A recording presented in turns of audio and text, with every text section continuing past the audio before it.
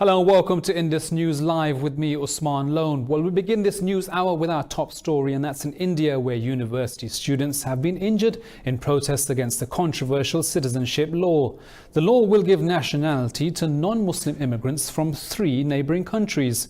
Demonstrations in 2 universities kicked off and the police stormed Delhi's Jamia Millia University. They arrested 100 students and activists for protesting against the bill in Assam. Hundreds of demonstrators gathered outside the Delhi police headquarters, demanding the release of those detained. Nationwide protests also broke out in Hyderabad, Banaras, Kolkata and Kerala. 6 people have been killed in Assam since the law was passed.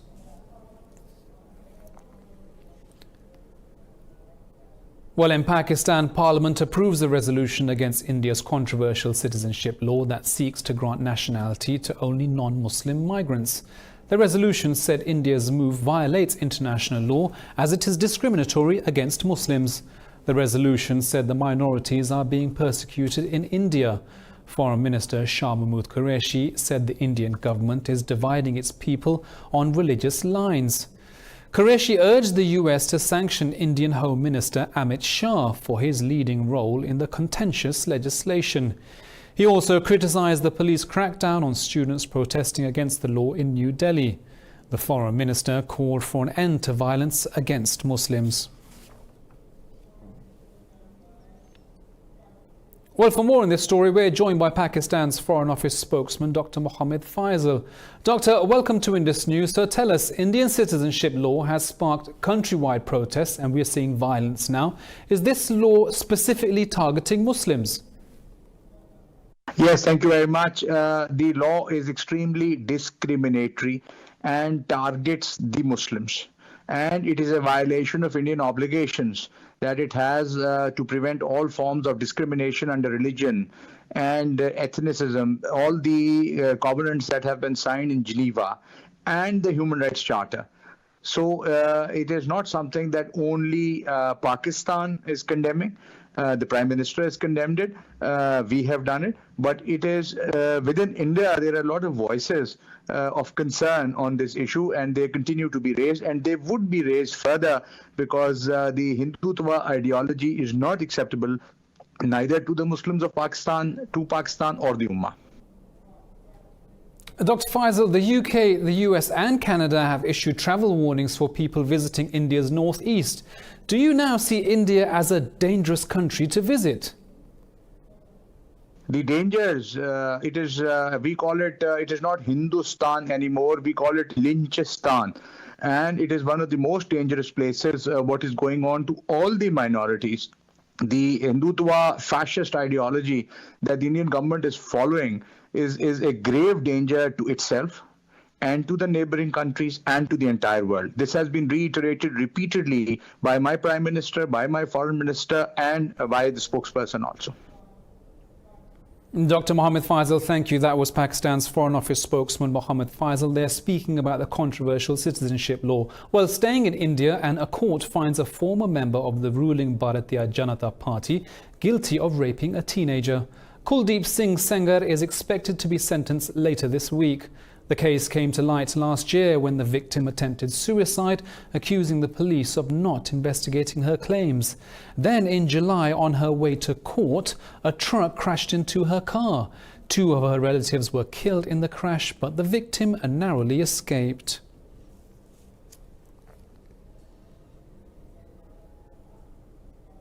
Well, India's propaganda network has been exposed by a Brussels-based NGO.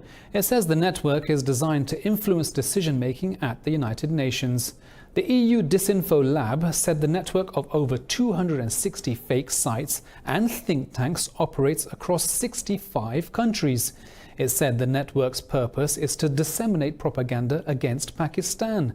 The network is also found involved in anti-Pakistan lobbying in Europe. The report traced the websites to an Indian company called the Srivastava Group. Now, Chinese President Xi Jinping says he backs Hong Kong leader Carrie Lam. After meeting Lam in Beijing, Xi said he supports the city's police to uphold the law. Premier Lee Keqiang told Carrie Lam to probe the city's deep-rooted social problems and end the violence. Premier Lee told Lam the unrest in the territory struck a blow to the economy. He said Lam had risen to challenges but demanded her government take urgent action. Lee expressed sorrow over the harm the protests had done to Hong Kong. The US says it will not accept North Korea's deadline to make concessions in the stalled nuclear talks.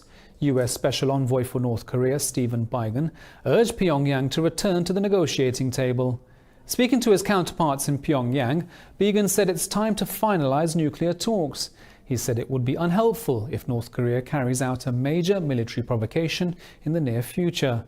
Biegun's comments come days after North Korea conducted missile tests at a satellite launch site. He also met with South Korean President Moon Jae-in in Seoul to discuss regional issues. We are fully aware of the strong potential for North Korea to conduct a major provocation in the days ahead. To say the least, such an action will be most unhelpful in achieving a lasting peace on the Korean Peninsula. NATO Chief General Jens Stoltenberg says the alliance is facing the most complex security environment in its history. The statement comes amid rising tension and division between the leaders of its member states. He was speaking in Kuwait to mark 15 years of the Istanbul Cooperation Initiative. Stoltenberg said all member states need to be alert to maintain their security. He said members should be prepared to respond to threats coming from all directions. Stoltenberg said NATO must continue to fight terrorism with the help of its partners around the world. Earlier this month at the NATO summit in the UK, the 29 members vowed to stick together against threats from Russia and terrorism. Well, one NATO ally, Turkey, and its President Recep Tayyip Erdogan has threatened to close 2 strategic military bases used by the US. In an interview, Erdogan said he will close the Incirlik and Kurechik bases if Washington sanctions Ankara for buying the Russian S-400 missile system. Foreign Minister Mevlut Çavuşoğlu said Turkey will not cancel its S-400 deal with Russia. We will close down Incirlik if necessary. We will close down Kurechik as well if necessary. If the sanctions are implemented, we will give them the necessary answer within the rule of reciprocity. Well, staying with Turkey, and it said it's ready to provide Libya's internationally recognized government with military support if needed. President Recep Tayyip Erdogan made the commitment after holding talks with Libyan Prime Minister Fayez al-Sarraj. Erdogan said Turkey will be protecting the rights of both countries. He said warlord Khalifa Haftar is not a legitimate Libyan leader.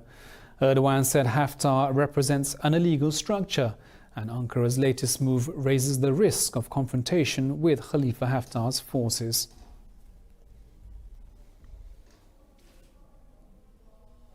Well, Qatar's Foreign Minister Mohammed bin Abdul Rahman Al Thani says talks with Saudi Arabia have broken the stalemate between the two states. However, he stressed Doha's unwillingness to downgrade ties with Turkey as a precondition. In an interview, Al Thani said Doha wants to understand grievances between the two countries and to look for solutions. He said it will take time to rebuild trust between Qatar and its Gulf neighbours after the 2.5-year air, sea and land blockade. Saudi Arabia, along with the United Arab Emirates, Bahrain and Egypt, cut all ties with Qatar, accusing it of supporting terrorism. Doha has denied the allegations and accused its neighbours of seeking to curtail its sovereignty. Well, Lebanon has postponed to select a new prime minister over protests against Saad Hariri's possible nomination. Riot police and anti-government demonstrators clashed for a second night in Beirut, leaving dozens of people wounded. Police used tear gas and rubber bullets to disperse rallies outside Parliament. Protesters came out in defiance of a violent crackdown on demonstrators by security forces. Meanwhile, Interior Minister Raya Al-Hassan ordered an inquiry into Saturday's fierce clampdown. The incident was one of the most violent since demonstrations began 2 months ago. Well, we'll be back with more news from around the world right after this short break, so do stay with us.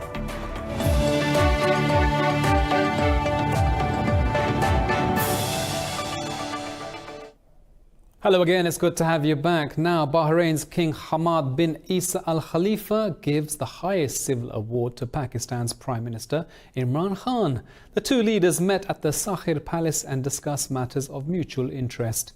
The Prime Minister also attended the National Day celebrations of Bahrain as the guest of honour. Earlier, the Prime Minister held a meeting with the Crown Prince Salman bin Hamad Al Khalifa, and according to Pakistan's Foreign Office, the two leaders discussed the regional situation. This was the Prime Minister's first visit to Bahrain since attending office in August last year. Well, staying with Pakistan's Prime Minister Imran Khan, and he will visit Geneva to attend the first ever Global Refugee Forum commencing tomorrow. The UNHCR and Switzerland are hosting the forum. As a collaborator of the forum, Khan said that he will show Pakistan's perspective and contribution towards hosting over 3 million Afghanistani refugees. The Foreign Office said the collaboration is recognition of Pakistan's humanitarian aid and generosity to refugees over the last 40 years. On December 16, 2014, 6 terrorists carried out an attack on a school and killed 132 innocent students and 17 teachers. Pakistan is observing the 5th anniversary of the terror attack on the Army Public School in Peshawar. This report has more. In Pakistan, wounds of the Peshawar school attack reopen each winter. It was the second deadliest attack in the country's history. The Tehreek-e-Taliban Pakistan, a proscribed group, claimed responsibility for the assault. They came to attack us, they came to attack our education, they came to attack and take away our smile. Today, after 5 years, my only answer to them is a smile on my face. I will not bow down to the pain that they gave me. I will not bow down to the problems that they gave me. The only thing I'm going to look forward to is a smile. In a tweet on the 5th anniversary, President Dr. Arif Alvi said the nation cannot forget the massacre of little angels of APS. He reiterated a pledge to root out terrorism and extremism in all its manifestations from the country.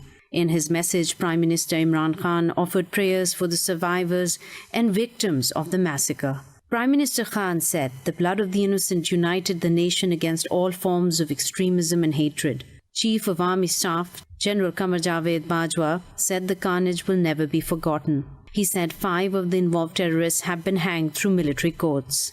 A number of activities are being held across the country today to remember the sacrifices of the innocent children. In other news, Ukraine's Foreign Minister Vadim Prystyako says another prisoner swap between Moscow and Kiev could take place by the end of 2019. Russia and Ukraine agreed to the implementation of a ceasefire before the end of the year after the Normandy talks in Paris. In an interview, the Foreign Minister said there are 3 events set to take place by the end of the year, which will help bring peace in eastern Ukraine. Prystyako said a prisoner swap will take place between Russia and Ukraine, and the plan also includes a permanent ceasefire deal in eastern Ukraine. Prystyako added that the Red Cross will attempt to investigate the whereabouts of the reported missing people. Prystyako said a formal announcement will be made by the end of this week. The French government's High Commissioner for Pensions, Jean-Paul Delevoye, has resigned as mass protests against him continued for the 12th day. Delevoye resigned after a string of media reports saying that he failed to publicly declare posts held by him parallel to his cabinet position. Delevoye said it was a mistake to not disclose the posts. The French presidency said it accepted Delevoye's resignation. Pressure was mounting on him to resign last week over a potential conflict of interest after failing to disclose 13 positions. Several ministers defended Delevoye, saying he acted in good faith. Now to Africa, in the Democratic Republic of Congo, where militants shoot dead 10 people and wound 10 others in the eastern town of Beni. This brings the death toll from attacks by the Allied Democratic Forces to 43 since Friday. Beni residents criticized the United Nations and the Congolese government for their alleged failure to prevent militant attacks. Over 100 people have died in assaults blamed on the group since the 5th of November. Congolese forces did launch operations against militants in the region in late October. The ADF has been present in Congo since 1995 and is accused of killing thousands of civilians over the last 5 years. Well, staying in Africa and in Niger, leaders of the G5 Sahel nations have paid tribute to 71 soldiers killed in an attack last week. The leaders held a prayer service in the capital Niamey beside the graves of the fallen soldiers. Burkina Faso President Roch Marc Kabore called for closer cooperation between the 5 member nations. It is more than necessary that we work quickly towards a fully capable joint force. It remains understood that the support of all the states in the region, as well as of those in the international community, is crucial to the outcome of our fight. In other news, the 15th anniversary of the 2004 Indian Ocean tsunami and earthquake is only weeks away. But in Thailand, hundreds of the disaster's victims still haven't been identified. This report has more. Police Colonel Khamareen Hassini was part of the disaster victim identification team, constituted in Thailand after the 2004 tsunami. But the operation ended in 2006 and Hassini was assigned to work elsewhere. Now, he's returned to his old beat, saying he was compelled to do so. I think there are still some victims' relatives, both near and far, who still hope of finding their lost loved ones. However, a lot of communication channels have been shut down. The Thai government was unable to identify 340 of the tsunami's victims, but it still has personal belongings taken away from the bodies, meaning there's still hope.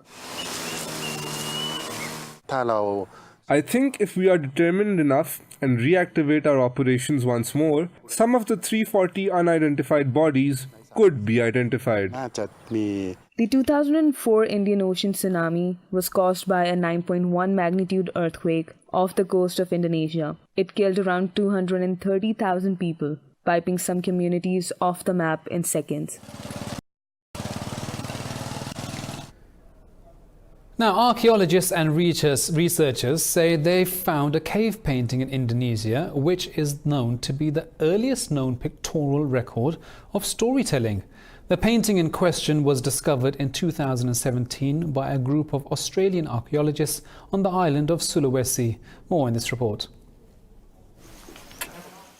Like many other cave paintings, this one depicts humanoid figures hunting animals. What makes it unique is that it dates back around 44 millennia.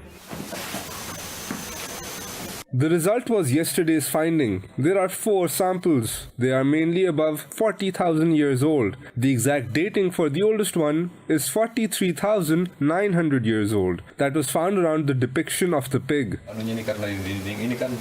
The hunters shown in the painting have animal heads. Such figures can be found in ancient cultures around the world. The researchers say this is the oldest evidence of humans' ability to imagine supernatural being.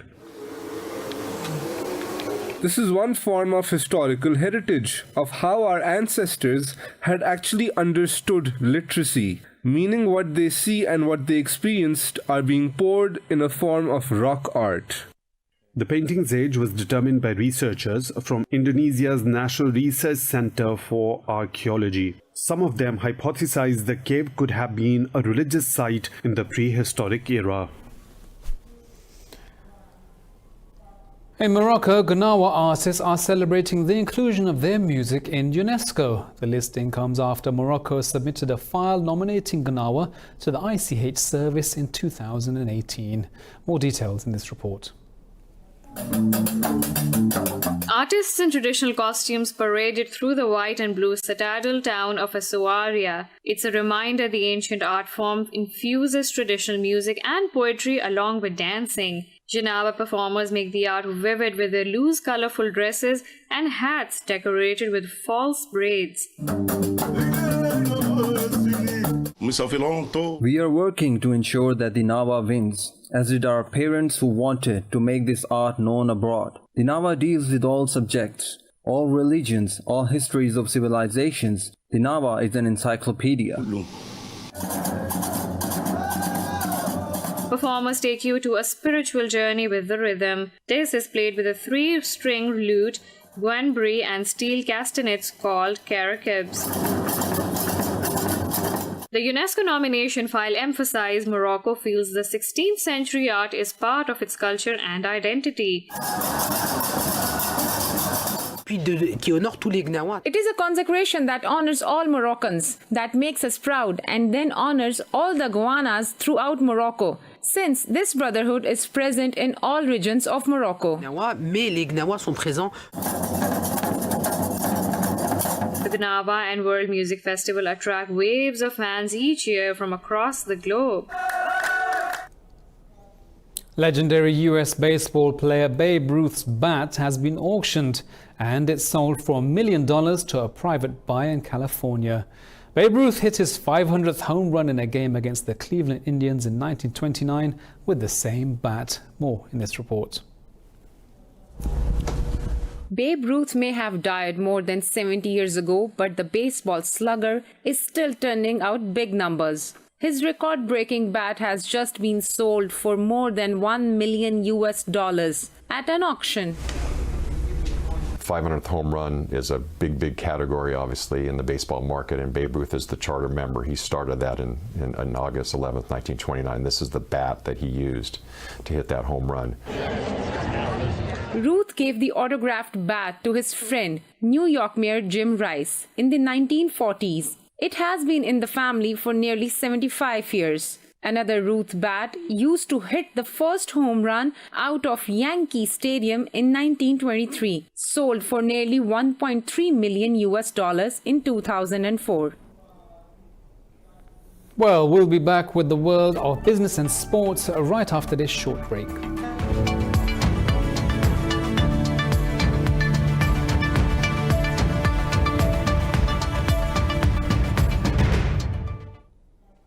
Hello, welcome back now to business news, where South Korea and Japan begin talks in Tokyo to find a breakthrough in their settling their trade row.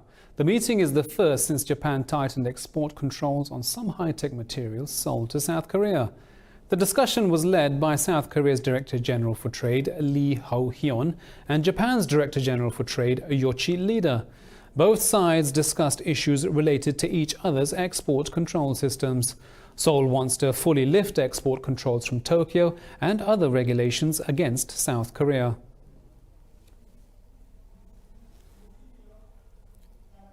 Well, Indonesia has filed a lawsuit against the EU at the World Trade Organization, saying the bloc's restrictions on palm oil-based biofuel is unfair.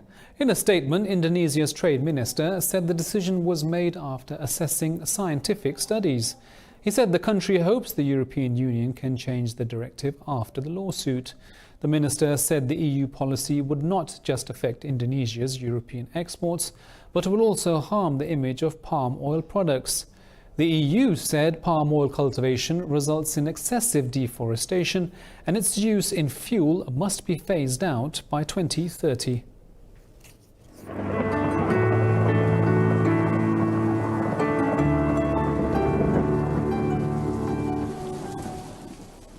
Well, it's 10 degrees here in Lahore, but let's take a look at the weather around the world.